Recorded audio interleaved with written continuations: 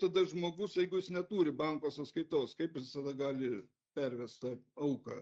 Juk jam tai teisė suteikta, jis Lietuvos pilietis, jis gali suteikti mažą auką.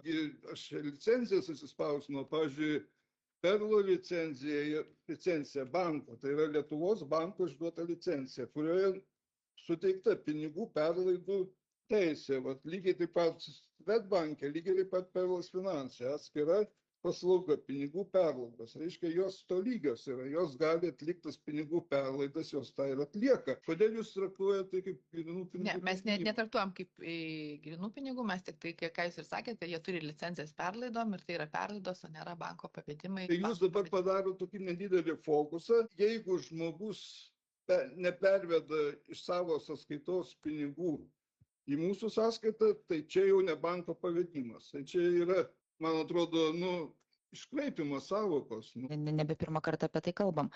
Auka, jinai turi būti, jos negalima grynais pinigais mokėti ir turi būti nustatyta aukotojo tapatybė.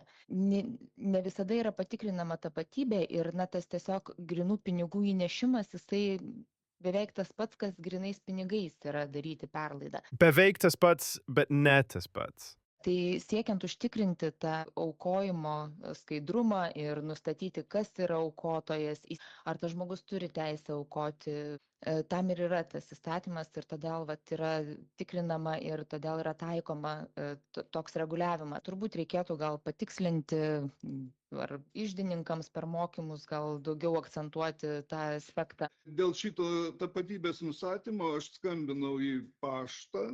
Man konsultantė vardu Inga užgarantavo, kad jie dirba tik legaliai. Iš kiekvieno atnešančio pinigus prašo pateikti asmens dokumentus ir tik tada padaro tą pavedimą.